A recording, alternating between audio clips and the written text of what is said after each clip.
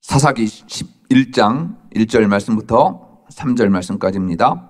길르앗 사람 입다는 큰 용사였으니 기생이 길르앗에게서 낳은 아들이었고 길르앗의 아내도 그의 아들들을 낳았더라. 그 아내의 아들들이 자라매 입다를 쫓아내며 그에게 이르되 너는 다른 여인의 자식이니 우리 아버지의 집에서 기업을 잊지 못하리라 한지라. 이에 입다가 그의 형제들을 피하여 독당에 거주하매 잡류가 그에게로 모여와서 그와 함께 출입하였더라. 아멘. 몇 년 전에 국민일보 미션 라이프 겨자씨에 한 목사님이 기고한 내용입니다. 제가 정확한 기억인지는 모르겠지만 이런 내용이 있었어요. 칼잠을 잔다라고 하는 이 말의 어원이 갈치가 잠을 자는 데에서부터 유래했다라고 하면서 이런 이야기를 해요. 갈치가 잠을 자는데 우리가 볼 때는 서서 잠을 자는 것 같아서 머리를 위로 두고 꼬리를 밑에 두어서 일자로 이렇게 누워 자는 모습이 칼집처럼 칼 모양이다라고 해서 칼잠을 잔다라는 말이 유래했다. 그러니까 얼마나 이 갈치들이 예민하겠느냐라고 하면서 이 갈치를, 그래서 예민한 갈치를 잡았을 때 잡자마자 이 갈치가 자기 성질에 못 이겨서 죽게 된다라는 기고의 문이었습니다. 실제로 그런지는 모르겠습니다. 제가 볼 때는, 우리가 볼 때는 서서 자는 것 같지만 이 갈치는 그것이 누워서 자는 것 아니겠습니까? 그런데 이 갈치보다도 더 성질이 급한 것이 있죠. 여러분들이 잘 알고 있는 내용입니다. 밴댕이입니다. 이 밴댕이는 그물에 걸리자마자 자기 화에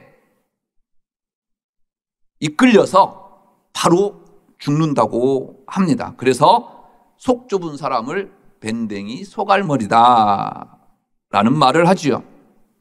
반면 잉어는요, 물 밖에 나와도 몇 시간 동안 살아 있습니다. 왜 그렇게 내성이 강해졌을까요? 이 잉어는 잡초가 많고 바닥에 진흙이 깔린 연못이나 강 같은 곳에서 수십 년을 살면서 1m까지 자란다고 합니다.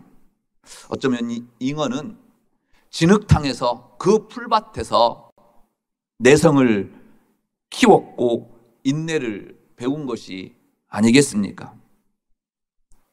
어느 때보다도 인내가 필요할 때 같습니다. 코로나 팬데믹 현상이 꽤 오래 지속되고 또 한 달 4단계가 연장이 되었습니다. 처음보다도 오히려 더 많은 변이 바이러스로 인해서 우리의 근심과 걱정이 한숨이 깊어만 갑니다. 무엇보다도 삶의 현장에서 몸소 받아들여야 하는 여러분들이 참 힘들겠다라는 생각을 하면서 담임 목사로서 참 가슴이 아픕니다. 아는 분이 엊그제 그래요. 자기 친구가 작년 1월 달에 대출금 1억을 빌려서 헬스클럽을 차렸답니다.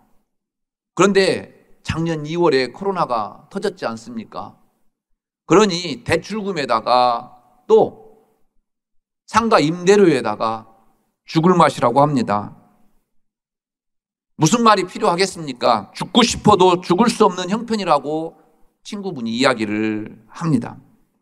이뿐 아니겠습니까? 오늘 이 자리에서 함께 예배드리는 여러분들은 이보다 더한 극심한 경제적인 고통과 압박 속에서 살아갈 수 있겠다 생각이 듭니다. 제가 무슨 말씀을 드린 듯 위로가 되겠습니까? 단지 저는 여러분들을 위해서 기도할 수밖에 없고 참아내십시오라고 이야기할 수밖에 없음을 용서해 주십시오. 요즘 새벽기도 때 첫 번째 기도 제목이 바로 여러분들을 위해서 어려운 소상공인들과 또 경제적으로 어려운 이때에 살아가야 하는 우리 꿈꾸는 교회 성도님들을 위해서 저절로 기도가 나옵니다. 현대인에게 가장 무서운 병 중에 하나가 조국병이 아닐까 생각해 봤습니다. 사람들은 단시간에 무엇을 이루려고 합니다. 서서히 성장하는 것보다도 급성장을 빨리빨리 우리 민족에게 또 잘 어울리는 말이기 때문에 이루기를 원합니다. 그러나 모든 것이 빨리 해서 좋은 것은 아닙니다.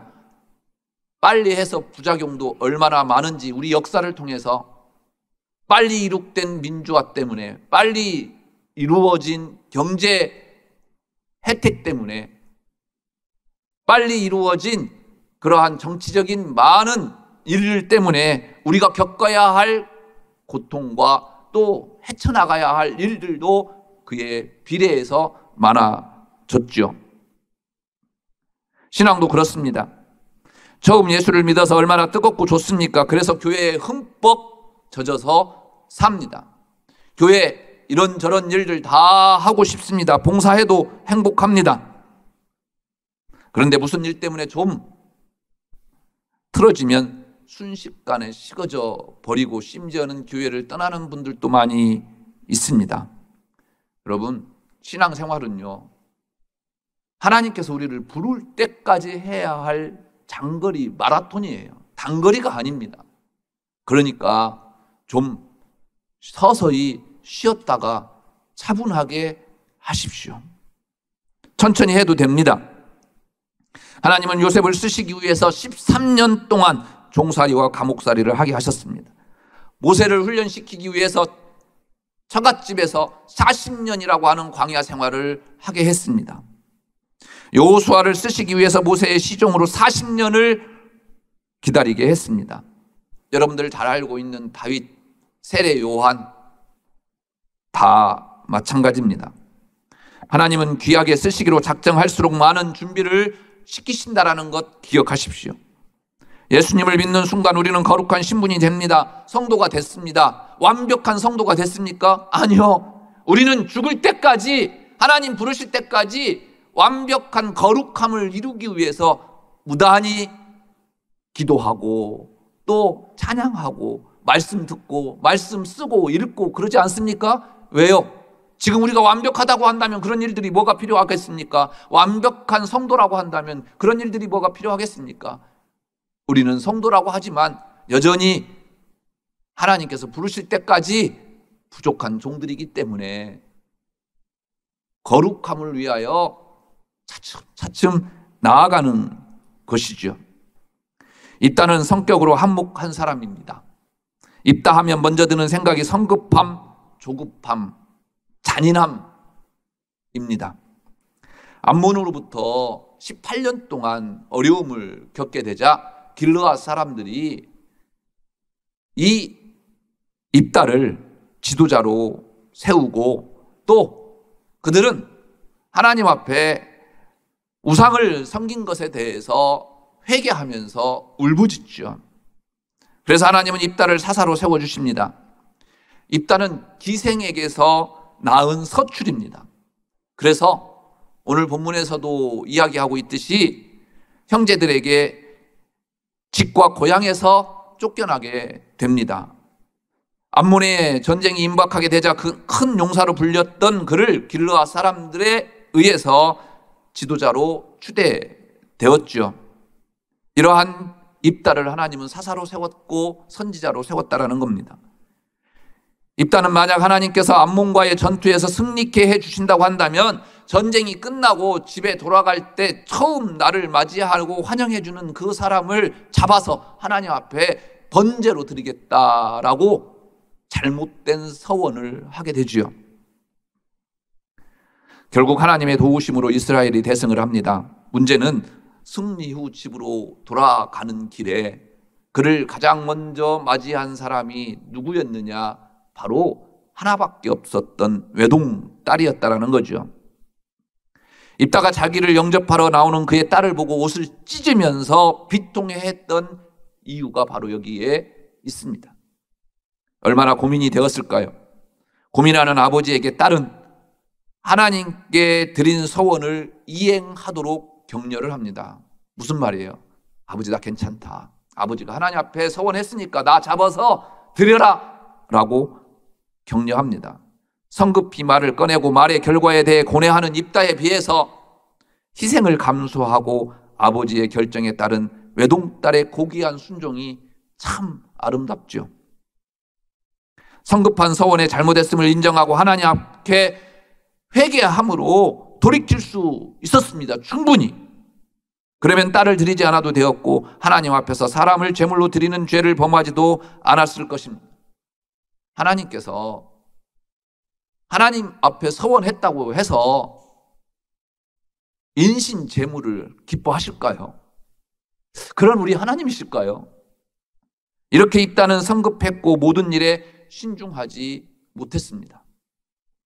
암몬과의 전쟁 후 에브라임 지파는 입다에게 암몬과의 전쟁에서 왜 자신들을 부르지 않았느냐 따지죠. 그래서 입다와 그의 집을 불살라 버리겠다 위협을 해요. 그러나 사실 이 입다는요, 에브라임 지파에게 도움을 청했어요. 이 입다가 속해 있는 지파는요, 므낫세 지파예요. 여러분들 잘 아시죠? 에브라임 지파와 므낫세 지파는요, 요셉의 두 아들이에요. 근데 요셉을 하나님께서 특별히 복을 주셔서 너에게는 두 지파를 이루게 하겠다라고 해서 에브라임 지파와 므낫세 지파, 사실 므낫세가 큰 아들이었는데 축복할 때 이 요셉이 에브라임 둘째 아들에게 장자의 축복권을 해줬던 그 지파예요. 그런데 이 에브라임 지파 사람들이 그 입다의 도움을 받았으면서도 승리하고 오니까 트집을 잡은 거예요. 더구나 에브라임 지파 사람들은요, 길르앗 사람들을 향해서 너희들은 에브라임 지파도 아니고 므낫세 지파도 아닌 떠돌이일 뿐이다. 길르앗 너희들이 한 지파를 이루었다고 한다면 너희들도 우리 지파에 소속되어 있어야 되는데 그렇지도 않지 않느냐? 사실은 므낫세의 큰아들이 이 길르앗이거든요. 그런데도 불구하고 이렇게 비위를 거슬리는 말을 하지요. 이에 입다와 길르앗인들은 분노가 폭발했습니다. 그래서 길르앗과 에브라임 지파와 내전이 일어났어요. 형제간이에요, 사실은요. 그래서 어떻게 합니까? 길르앗 사람들은 요단 나루턱에서 에브라임 사람들 42,000명을 죽여버려요. 여러분, 형제간에 이 비극이 일어나는 거예요. 비록 자기의 비위에 거슬리는 행동과 말을 했다 할지라도 이 하나님의 사람이었던 입다는 참아내야 했습니다. 그런데 화를 참지 못하고 형제를 무참히 죽인 성급한 입다를 어떻게 하나님은 사사로 선지자로 세웠겠습니까? 오늘 본문을 원문대로 해석해 보겠습니다. 입다는 길르앗이 몸을 파는 여인에게서 낳은 아들인데 힘이 굉장히 센 사람이었다. 길르앗에게는 배다른 아들들도 있었다. 형제들은 입다가 몸을 파는 여인에게서 낳은 것을 트집 잡아 쫓아냈다. 그래서 도비라고 하는 곳으로 가서 살았는데 그곳에서 잡류들과 함께 어울려 살았다. 잡류라는 말을 한번 찾아봤어요. 텅 빈 자들이라는 뜻이었습니다. 인생의 목적이나 방향이 없이 그저 주어지는 대로 하루하루를 무의미하게 살아가는 시쳇말로 한량들이었다라는 이야기예요. 그런데 입다와 같은 처지에 있는 사람들이 전부 그렇게 살아갑니까? 요셉 보십시오. 요셉도 형제들에게 배반을 당했습니다. 팔려갔습니다. 또 다윗 보십시오. 다윗도 집안의 막내였지만 언제나 귀찮은 일이었던 양치기 도맡아 하는 사람이 다윗이었어요. 그렇다고 다 그렇게 건달로 살지는 않습니다. 요셉의 형들이 자기를 팔았다고 복수의 칼만 갈고 살았습니까? 다윗이 자기만 들판에 나가서 양을 치라고 했다고 아버지에 대해서, 형들에 대해서 불만을 품고 원망으로 인생을 살았습니까? 아닙니다.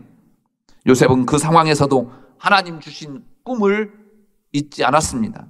그래서 그 어떤 유혹에도 넘어가지 않습니다. 다윗도 들판에서 홀로 양을 치면서 아버지를, 형들을 원망하는 대신에 물맷돌을 던졌어요. 찬양 연습을 합니다.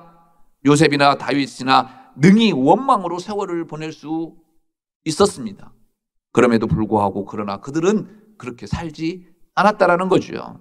충분히 입다도 그렇게 살지 않을 수 있었다라는 이야기입니다. 그런데요, 참 사람이 이상해요. 저도 설교를 이렇게 하지만요, 저는 담임 목사로 우리 꿈꾸는 교회에 올 때가 43살이었어요. 젊은 나이였죠, 그때 장로님들. 그죠? 참 젊었던 것 같아요. 그때 사진 보면.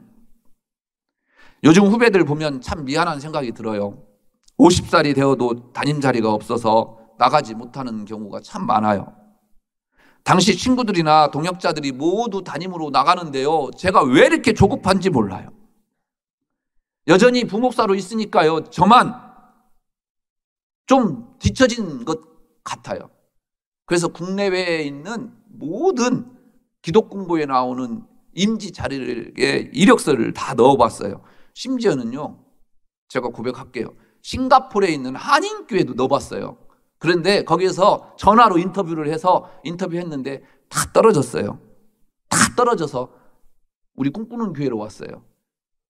우리 장로님들한테 그런 얘기를 했죠. 저 같은 사람, 이런 사람을 왜 불렀느냐, 데리고 왔느냐. 가만히 생각해 보니까 교회 이름 때문에. 꿈꾸는 교회잖아요. 꿈을 꾸어서 아직 깨지를 않았어요. 꿈속에 있으니까 비몽사몽간에 저를 데려오지 않았느냐 우스갯소리로 제가 그런 이야기도 해봤습니다. 여러분, 그러니까 친구들 만나기도 싫어요. 그렇지 않겠습니까? 위축이 되니까요. 또 만나더라도요, 별 재미가 없어요. 저만 나고자 되는 것 같더라는 이야기입니다. 여러분들은 이런 경험 없으십니까? 이것저것 생각하고 여기저기를 보니까 왠지 나만 초라해 보이고 아무것도 이룬 것 없다라고 하는 생각 들어본 적이 없습니까? 잘 나가는 친구들 만나고 돌아오면 왠지 내 인생이 초라하고 보잘것 없지는 않은지요. 그러다 보니 원망과 불평이 생깁니다. 그런데 진짜 가치 있고 진짜 복이 있는 것이 있습니다. 성경은 이렇게 이야기합니다. 내가 내게 명령하는 이 모든 말을 너는 듣고 지키라. 내 하나님 여호와의 목전에 선과 의를 행하면 너와 내 후손에게 영구히 복이 있으리라. 하나님을 아는 것이 복이다라는 거예요. 여러분들이 가장 행복한 사람이라는 거예요.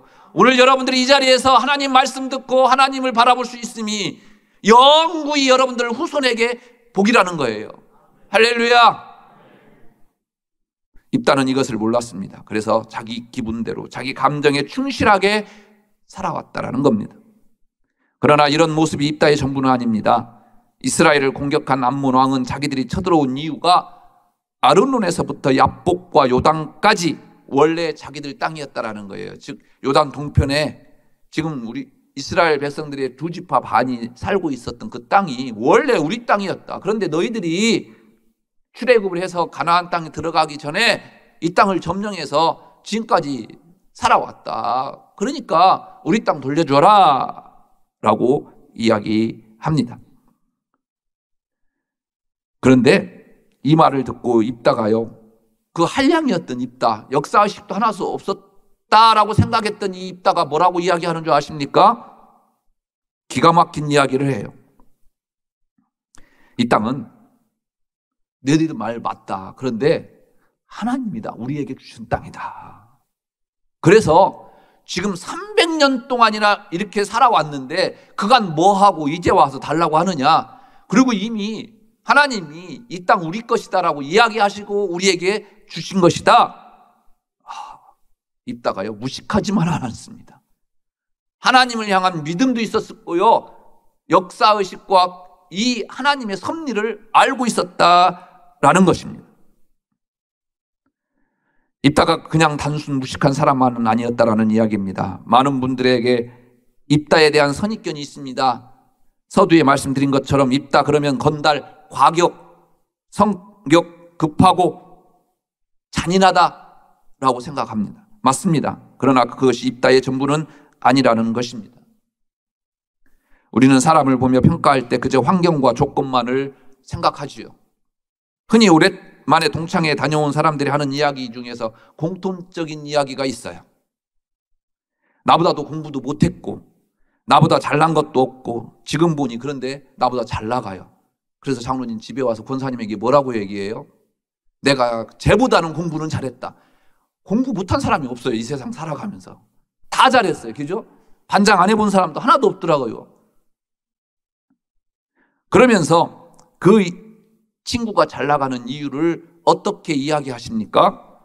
남편 잘 만나서, 아내 잘 만나서, 혹은 어쩌다가, 혹은 우연히, 혹은 백그라운드가 좋아서, 혹은 아버지 잘 만나서 그렇게 이야기하지 않습니까?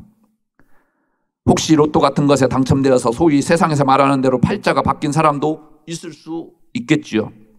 단숨에 수십억 재산가가 되어 소위 말하는 폼나게 사는 사람들도 있겠지요. 그러나 우리는 그 사람의 그렇게 되기까지 애씀과 수고를 보지 못하고 그냥 쉽게 말합니다. 그 이면에는 분명히 그렇게 되기 위한 원인과 결과가 있었다라는 거예요. 동기가 있었다라는 얘기예요. 요셉과 다윗을 예로 들었으니까 요셉과 다윗 보십시오. 요셉이 그냥 국무총리가 됐습니까?